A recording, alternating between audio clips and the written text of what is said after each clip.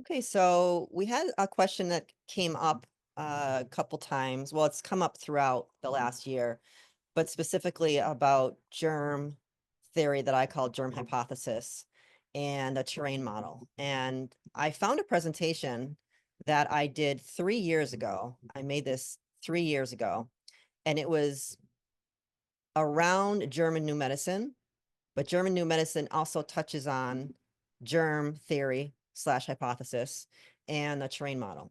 And so I thought I would save that for a time that we have some time, and it would be something really educational. So that's what I'm going to go into now. It is going to be a PowerPoint. It's very basic. It's just kind of notes, nothing fancy. I don't have those kind of skills, but I'm just going to go through it. It's probably like 20 slides. I'm going to try to get through it pretty quickly. I'm not going to get into the weeds with German new medicine, even as much as I do know, and I don't know a lot. I haven't studied German new medicine. It's a whole huge labyrinth. And it's not something that I'm actually interested in studying. It would take me about a year of part-time to do that. And I feel like I have a higher understanding, but I love to use it as a tool. I wanted to announce that I finished my book. Some of you might not even know I was writing a book. It's a short book. It's ended up to be twice as long as I thought it would be, but it's still only 35-ish pages.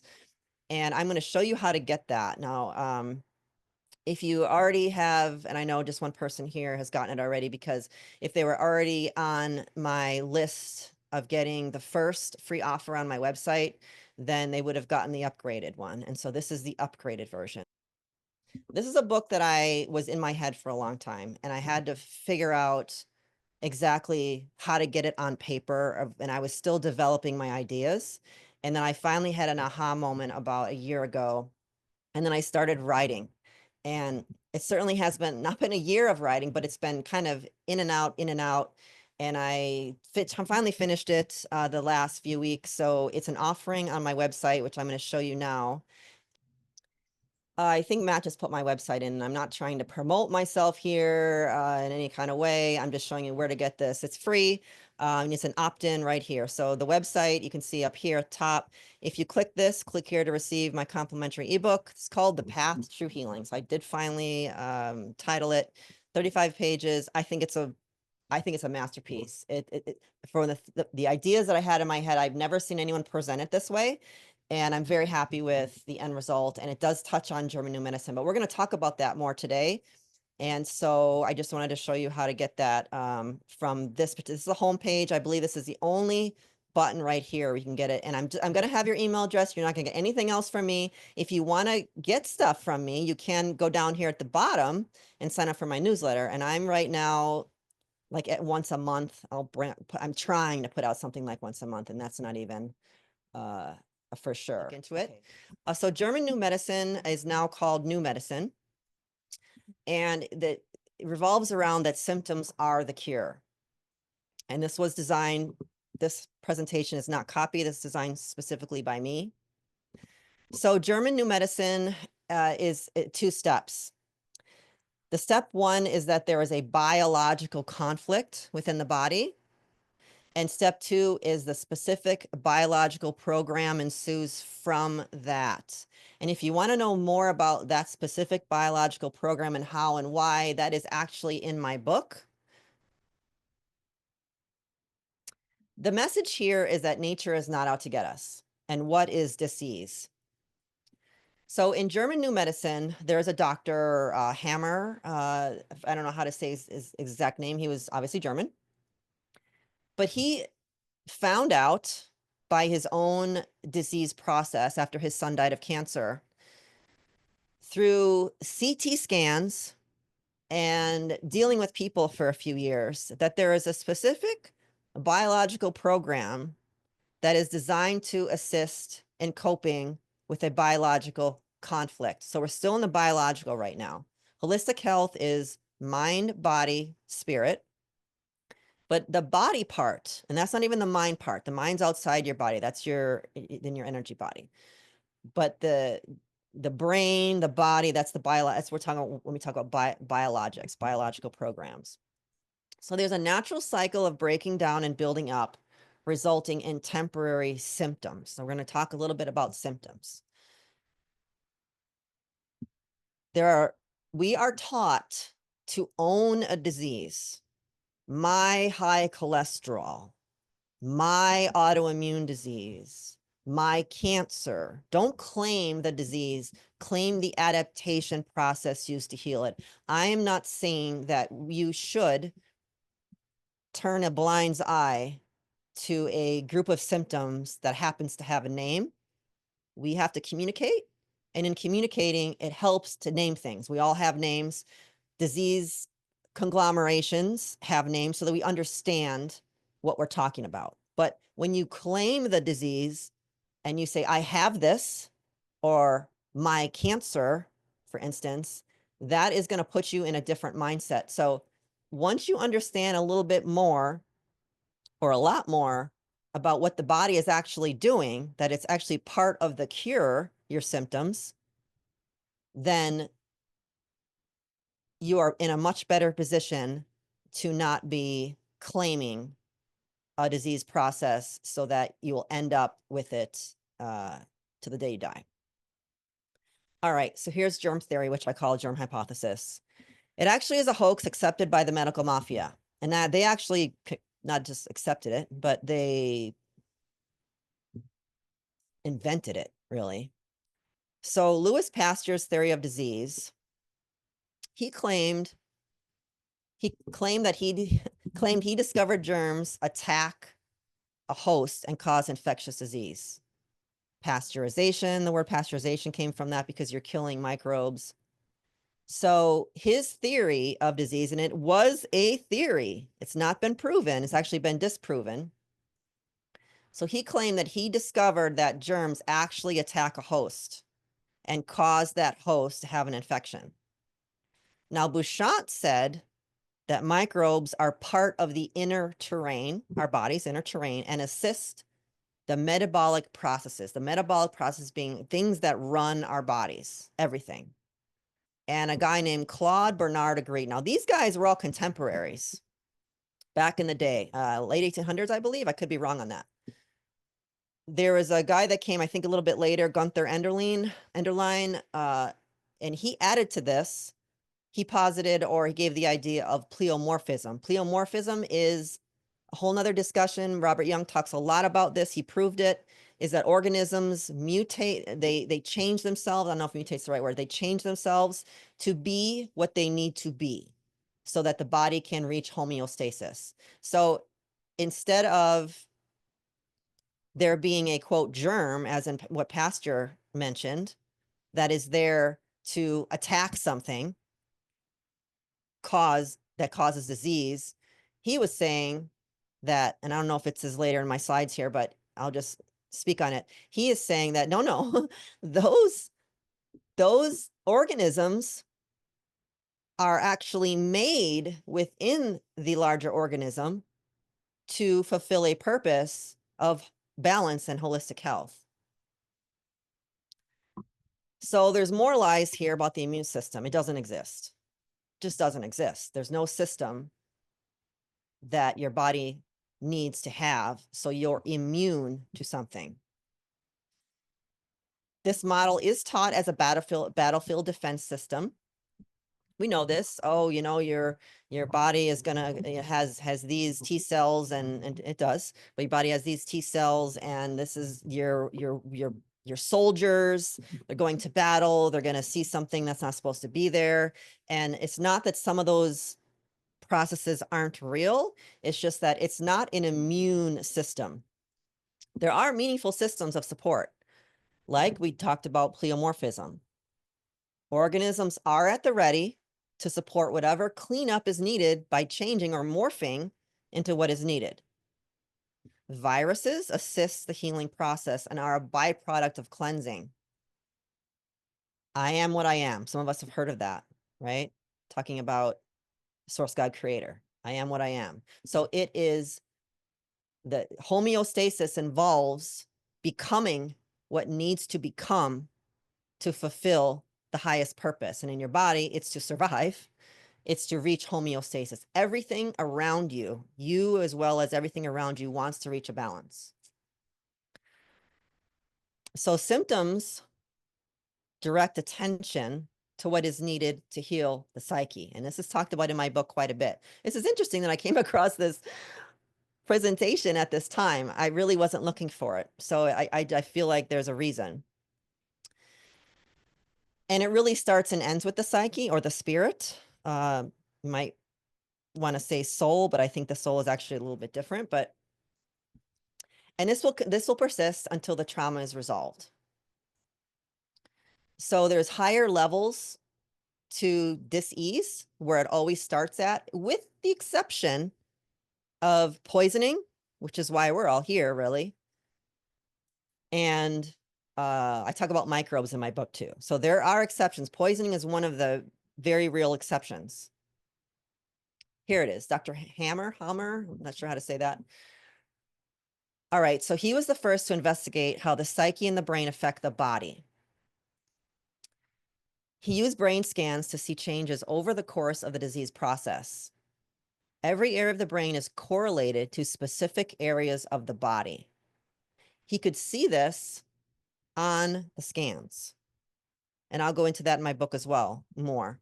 So there's a correlation of the actual brain, that's biologics, the brain, the psyche, that's our mind outside of our body, spirit, and the organs. So this goes beyond just a holistic approach that most people think of holistic. Holistic just means whole system. So if you're talking about just the body, you could still be talking holistic. I take it a step further and say mind, body, spirit for holistic health. So there is a correlation there. And this isn't a surprise. It's not a huge surprise to people. And I mentioned this in my book too. It's like, no, we understand that when somebody is, let's say, extremely stressed or has had a breakdown of spirit for whatever reason, this oftentimes causes a breakdown in the biological system. Why? We know that. We kind of know if somebody loses a loved one or they get lose their job, especially for men, they lose a child. Well, okay, yeah, that would be a loved one. Or just, these huge things that happen that we don't do so well physically because they're connected. And so we can use that knowledge and use that tool that we know there now and say, okay, well, what does that mean now for where I sit now? So Dr. Hammer found that microbes play a part in healing diseases, including cancer. And that is a proof of pleomorphism. I don't know if he used that word or if he was aware of pleomorphism. These organisms are a necessary part of healing, not the cause of imbalance. I think I've made that clear so far. So what are we talking about? Every disease? Am I really being that bold? So German New Medicine is not talking about imbalances brought due to poor lifestyle choices. That's different. Poor health makes a person more susceptible to biological conflict and degrades the healing phase due to not enough raw materials. So you could cripple your body's homeostatic system by poor lifestyle choices, including negative thought patterns. But most people think poor lifestyle choices like diet, lack of movement, those things, that's definitely on the top of the list. But it's also your thought processes. So when we have a feeling or an emotion in the moment, say we saw a car accident in front of us, that's going to cause feelings and emotions, fear, distress, that's acute. That's not necessarily going to cause us to be ill. It's the chronic ones that we're stuck in, that we loop, that we're not even aware of. Maybe it's underneath the radar that causes the issues. That's what we're kind of talking about here, the ones that are not processed. Acute feelings cause noticeable symptoms like anxiety, sleeplessness, and depression. Well, so can chronic ones, but those acute feelings will cause that more noticeably. Emotions left unchecked, like continuing to devalue oneself, that's something that could be lifelong. I think all of us, on some level, we're programmed with this, aren't we? Unless we really get in there and start digging. So those become chronic and cause physical dis-ease to a correlating organ. This could be pain, this could be tumors. Just depends what part of your brain is harboring that, holding that. Okay, so microbes. So microbes are not the demon. They are trying to balance. And they don't always have, they don't really care if you can go to work that day. They don't really care if you can go running that day. They're just trying to balance your system. Mother's milk does contain tuberculosis. That's a bacteria for a reason. We are inoculated with microbes as children, as babies. And throughout our life, kids ate dirt all the time. Every tribe that there was that I'm aware of long time ago ate clay, wherever region that they were. They knew that was, and how did they know, right? They knew instinctively. They knew because they were connected to the earth much more than we are, that was actually a healthy thing. So we are of the earth. And so mother's milk contains all kinds of goodies, including TB. Now, when our body is out of balance, which is the terrain of our body, microbes can become pathogenic, which means they will flourish. But why? Well, we're providing a home for that. And it could be that we're poisoned, or it could be that we've got something to take care of, like a tumor. Fungi and TB bacteria remove tumors. Did you know that? There's a Dr. Simoncini. He's Italian. I believe he's still alive. He said that cancer is caused by a fungus. He wasn't exactly right, but he said it was he made a huge discovery because in every case, he saw it. I forget what kind of doctor he was. They eventually took his license and all that good stuff happened to him as well. Example is candidiasis in the colon and lung cancer. He would treat people with sodium bicarb. He would inject sodium bicarb because he thought it was fungus, that's what cancer actually was. And he was partly right. And so it would clear it. He had amazing success. He didn't realize that actually the sodium bicarb was removing it. And that goes into what some of the work Dr. Young has done. There's correlations there. So Dr. Hammer from German New Medicine, that model that he made, what he found at the end of the day was that each kind of cancer, whether it be lung cancer or ovarian cancer, is controlled by a specific area in the brain. And when that area in the brain gets inflamed because of a conflict shock, and I don't know that this slideshow necessarily talks about that too much, my book does, depending on how you take that conflict shock, based on your background, your constitution, it's going to land in a certain area of your brain. He showed that literally, scientifically. And so he was specifically looking at cancer. So it's controlled by a specific area in the brain. I don't know why I said example candida client. I don't know if I had one at the time. Let me see what the next slide says. And then that is going to correlate to an organ. So there's a specific conflict shock that correlates to lung cancer, for instance. I believe it's fear of death, something like that. I think it has something to do with death. And you had a blow. And it has to be an acute situation. It's not just something that grows out of fear of something. Let me see what I have on the next slide. Okay, so not too much more on that.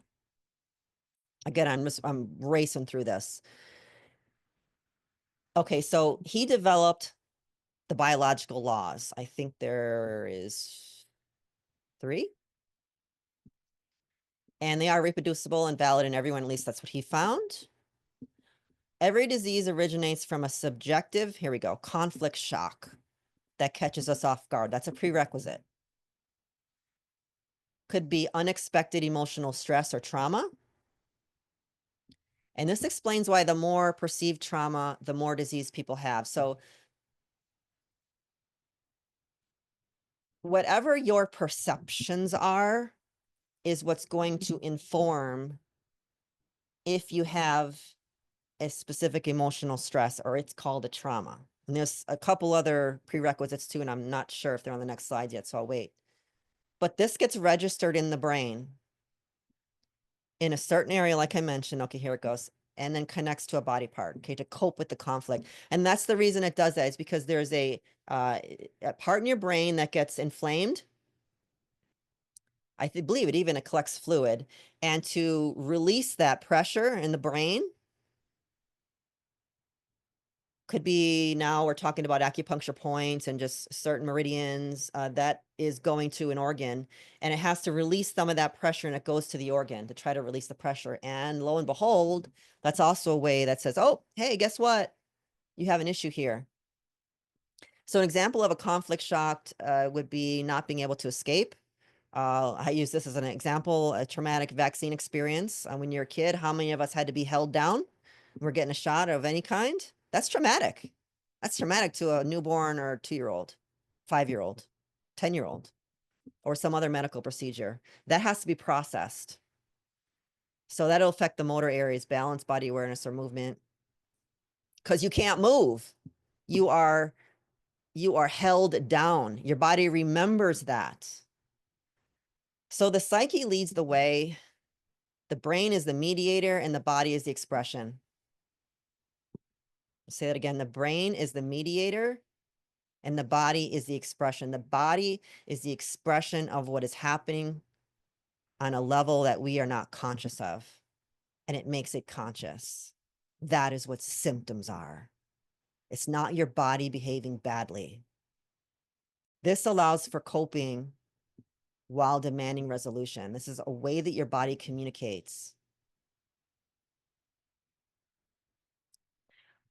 I touched on this, so let's go into this a little bit more about perception. Our perception of the shock is individual, and it's informed by our subjective experience, what our belief systems are, what our attitude is, and how much knowledge we have and in what areas. That makes a big difference. Example, death fright. This is the one for lung cancer. Death fright shock results in lung cancer. It's not smoking or genetics. That might be a shock to people. But if you look at the actual numbers, there isn't a really high correlation, or none at all. I just want to leave a little bit of room for error here. I do not believe there's a correlation between smoking and lung cancer, and there's certainly not with genetics. Genetics are not as advertised. Two people can have the same experience and only one results in a death fright shock. Why is that? Well, because maybe I have a knowledge. So I have a knowledge of this, let's say. And so I know that certain things just can't get to me because I know I have the knowledge. Or maybe my belief system is just different than another person. Maybe they have a lot of lung cancer in their family, or they have a lot of fear-based beliefs in their family, and they haven't cleared a lot of that. Then that is what they're going to continue to take into this life. And that is going to affect the way that their body is operating on all levels. And this is why I say, if you're going to eat the cake, if you're going to eat the cake anyway, enjoy it. You make it the enemy when you go into a stress response, or make it a habit, thus creating biological imbalance. This slideshow was created 3 years ago when I was coaching groups more on the psychology of eating, which is what my certification is in. So I talked a lot and can talk a lot about the psychology of eating and mind body nutrition. So that's why that's in there. So yes, but it proves the point that, if we're going to be torturing ourselves over these little things that are enjoyable in our life, as long as we're not hurting anybody else or ourselves, really. But if we're going to take that response, if we say, hey, I'm going to eat this cake, yeah, hey, it's on you, and it's going to be even less of an issue if you just accept it and enjoy it and not have a stress response around it. Because if you have stress responses around food, let's say, the food is not going to hit you the same way as when you don't. So you might as well just try to make it the best ever. Okay, so there's a second biological law. So there's 2 phases, and I did mention that earlier. The second phase is now the healing phase. So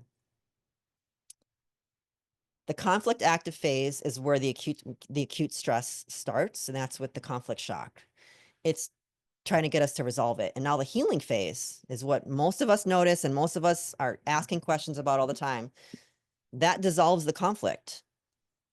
It could be pus, could be a fever, could be swelling, fatigue, inflammation. There's all kinds of things. And by the way, these names that the allopathic community gives to things like bursitis, itis means inflammation. What other itises are there? Arthritis. It's all Latin. What's the one I love to say? Muscle pain. What's it called? Fibromyalgia. Thank you. You would say, I have fibromyalgia. And doesn't that sound scary? I mean, it's not a cakewalk for sure. Fibro is muscle. Myalgia is pain. You have muscle pain and it happens to be chronic. And they give a name to it that sounds scary and they have medication for that. So the names that they give to things are only explaining what's happening in your body. So the healing phase will try to dissolve the tumors, for instance, if we use that as an example, by special microbes, or they're going to sequester and are only active during this phase. Healing needs fluid. This is the solution, not the problem. When you hurt your knee and you get inflammation, what are we told? Ice it. Take an ibuprofen.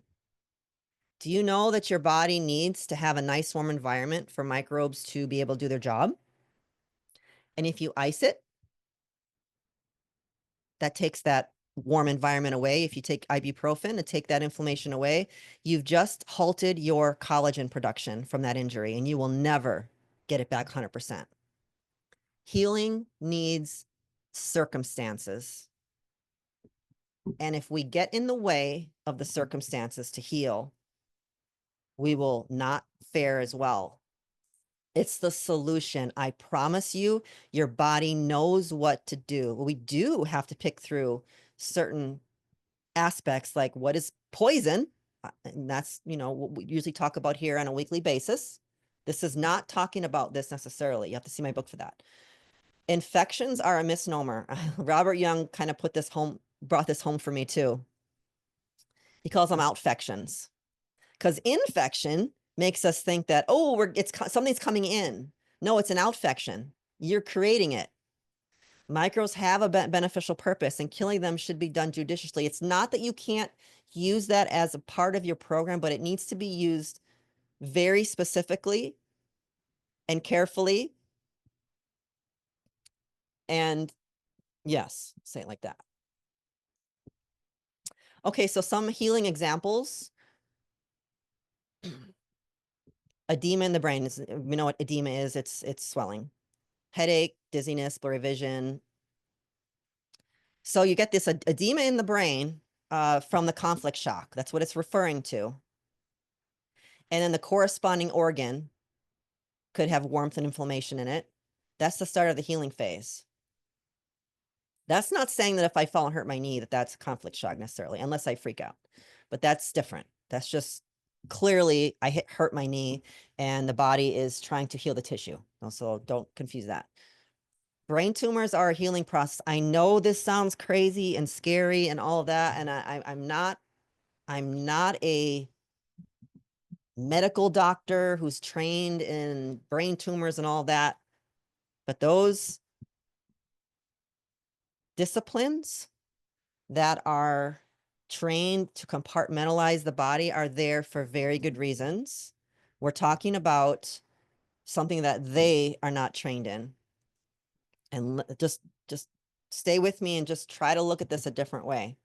No matter where the tumor is.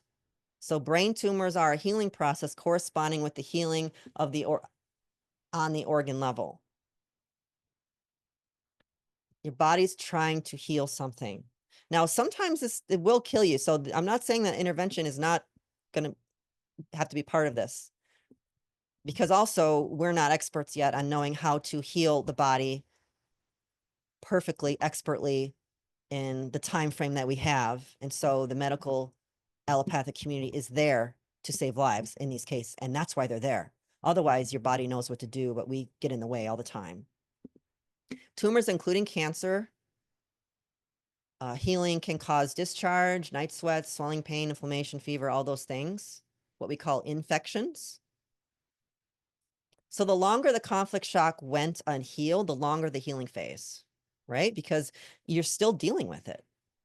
And so your body's like, hey, you really want to get this taken care of. So homeopathics are the only acceptable, quote, medicine. This is how I interpret medicine to use so as to not interrupt this process. There's a whole paragraph on homeopathics and why they are acceptable in this type of model. I won't go into too much about homeopathics right now, but homeopathics don't interrupt this process. That's the key. They are also not introducing another chemical, natural or otherwise, into your body. It's allowing the body to do the process. It is supporting that actual process. It's information. And I know a lot of you on the call know exactly what I'm talking about. It's simply information. Okay, this is the last slide. So I'll end here. So my thought message is don't be controlled by symptoms. Welcome them as a gift. I want you to see them that way instead of how we've been indoctrinated, and then go kick some ass. I'm recently getting a more expanded definition of homeopathy and homeopathic medicine kind of thrown at me from various angles. I know you know what I'm talking about. Yeah. Different than kind of, I think, how you just presented it in the PowerPoint. How do you see all that in terms of defining these things? Homeopathics on the level of what it was intended for is like cures like. Mm. That's what a homeopathic is. Mm. I think sometimes people get confused between holistic, homeopathic, those ideas. Yes. Yeah. Okay, Well, cool. Just wanted your take yep. on it. I think Béchamp, I know Béchamp was into pleomorphism as well. Okay. Maybe prior to Enderlein, but still, like Robert Young brings up Enderlein. He's no small Yeah. shakes. And I want to put in the chat a video from Dr. Young showing, and you got to really look at the video. It's not super obvious but you'll see it. Dr. Young has a video of a bacteria turning into a red blood cell. Mm-hmm. Just incredible. And then, Béchamp was talking about the somatid or the endobont, which I love that topic. It's like the midichlorians in Star Wars, and they're immortal. These life units, dust that agglomerates, I guess, but also shapeshifts into larger, more complex organisms basically based on stress is what Béchamp was saying. There are functions like, good bacterial functions, but it's there to fix something mostly. But also Béchamp was really, I'll stop after this, was really highlighting that this is the fundamental unit of life, and it can turn into anything. So that's how all life evolves. Actually, these guys were pretty, I don't know, different electromagnetics at the time. They're also like, aristocracy, I guess, but really some amazing writing from that late 1800s time that talks about things that are, yeah, we're struggling to understand today. That was an amazing presentation. I've been wondering about this new German medicine or new medicine now, right? So I really appreciate having a dive into that. And so amazing you're offering your book as a free gift. So thank you for that too. Thank you for saying that. You're welcome. So the book will go into mostly about new medicine, but also touches on Ayurveda and homeopathy. None of which I'm an expert on. I I tend to be in the know about a lot of subjects, and other than what I've really dived deep into my life on, not an expert in much. But yeah, so it ends up to be a system that I feel is very complementary and supports the ideas. I can't think of the word. The ideas that I am trying to uh, bring forth, a different way to look. And I even give an example of a visual that's very easy to understand. Yeah. So any other questions? Otherwise, we can actually kind of shut it down. Thank you. Thank you for the praise and the comments.